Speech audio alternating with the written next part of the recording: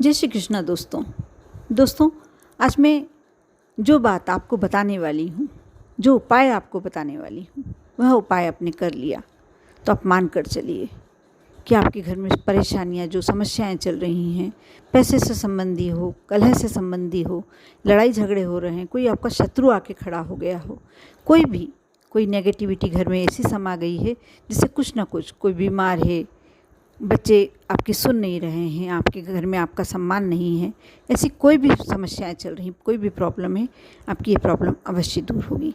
सबसे पहले तो मैं ये कहूँगी कि कल का जो बुधवार है, और कल का नहीं, बुधवार तो हर बुधवार विशेष होता है, क्योंकि प्रथम पूज्य गणपति जी की उस दिन आराधना की जाती है। और गणेश जी एक ऐसे देव हैं जिनके साथ स्वयं माता रिद्धि सिद्धि खड़ी हैं। जिनके घर में गणेश जी रिद्धि सिद्धि को लेकर आ जाएं, उस घर में कभी भी धन और सौभाग्य की कमी नहीं होती, पैसे की कमी नहीं होती, और साथ में कोई परेशानी उस घर में नहीं होती। इसलिए हर बुधवार आपको एक कार्य अवश्य करना चाहिए।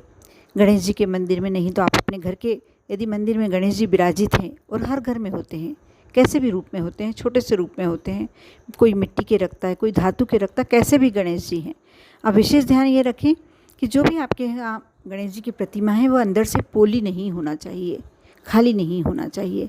कहते हैं जिस घर में गणेश जी की प्रतिमा अंदर से पोली होती है, उस घर में कभी पैसा नहीं टिकता, उस घर में सौभाग्य में वृद्धि नहीं होती, धन की आवक होती भी है तो कहीं ना कहीं वो जल्दी खर्च हो जाता है। इसलिए इस बात का विशेष ध्यान रखें।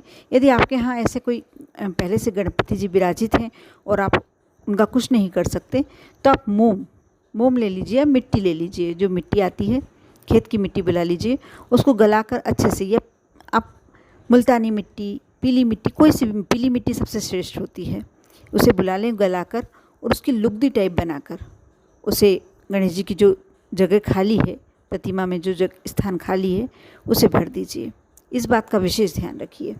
दूसरी बात, बुधवार के दिन आप कोशिश कीजिए, यदि आपको आसानी से दूर्वा प्राप्त हो जाए तो आप 21 गांठ या 11 गांठ, भले ही आप अपने घर के मंदिर में चढ़ाएं, घर के गणेश जी के समक्ष चढ़ाएं, अवश्य दूर्वा समर्पित कीजिए।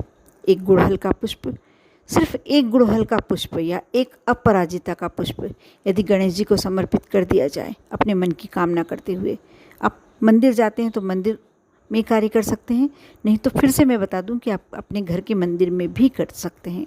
क्योंकि भगवान, कोई से भी मंदिर में आप करते हैं तो ऐसा नहीं है कि आपके घर का मंदिर है तो आपके भगवान सुनेंगे नहीं, अवश्य सुनेंगे, क्योंकि भगवान सब जगह होते हैं। आप उनके समक्ष दूर्वा समर्पित कीजिए, गुड़हल का पुष्प, यदि शमी पत्र आसानी से मिल जाए तो शमी पत्र समर्पित कीजिए, क्योंकि शमी पत्र भी भगवान गणेश को बहुत ही प्रिय होते हैं। अब आपने इतना कार्य कर दिया, आप थोड़ा सा गुड़ लेंगे, उसमें थोड़ा सा शुद्ध घी, यदि गाय का घी है तो सर्वश्रेष्ठ, आप उसे थोड़ा सा मिक्स करके और प्रसाद के रूप में, और इस बात का ध्यान रखें, कभी तुलसी दल भगवान के भोग में, गणेश जी के भोग में कभी भी नहीं समर्पित कीजिए। आप एक दूर्वा डालकर और भगवान को भोग लगाइए, गणेश जी को भोग लगाइए, देखना कैसे आपके घर से पैसे से संबंधित समस्याएं समाप्त होती नजर आएंगी। आप कोशिश कीजिए, जब आपको समय मिल जाए दिन भर में एक बार बुधवार के दिन गणेश चालीसा अवश्य करिए। नहीं कर सकते हैं तो गणेश जी से संबंधित कोई भी मंत्र जो आपको अच्छा लगता है, ओम गण गणपताय नमः, जो भी आपको अच्छा लगता है वह अवश्य जितनी बार कर सकते हैं, कम से कम 108 बार तो आपको करना ही चाहिए। आप ये कार्य करेंगे, आपके जीवन की समस्याएं धीरे धीरे दूर होने लगेगी। अब जो मैं उपाय बता रही हूँ, एक और आप कार्य कर सकते हैं कि आपको यदि बुधवार के दिन आपके आसपास कहीं लाल गाय घूमती दिखे तो आप एक रोटी ले लीजिए और उसमें थोड़ा सा गुड़ रखकर, या यदि उस समय आपको घास का बंडल मिल जाए तो आप घास अवश्य डलवाइए। जिस घर में से यदि गाय के लिए घास जाती है, घास अब डलवाते हैं तो बहुत सारी बीमारियां और बहुत सारी समस्याएं अपने आप दूर हो जाती है। कहते हैं गौ माता में 33 कोटि देवी देवता होते हैं, और जब आप गौ माता को पूजते हैं, गौ माता को कुछ भी चीज़ खिलाते हैं, वस्तु खिलाते हैं, तो आप ये देखना कि आपकी समस्याएं स्वयं दूर हो जाएंगी। अब जो मैं उपाय बताने जा रही हूँ, आपको ये कार्य मंदिर में करना होगा, गणेश मंदिर में करना होगा। आप मुट्ठी भर के खड़े मूंग आप सभी समझते होंगे। मुट्ठी भर के गणेश जी के मंदिर जाइए, मूंग लेके जाइए और वह मूंग गणेश जी के मंदिर में समर्पित कीजिए।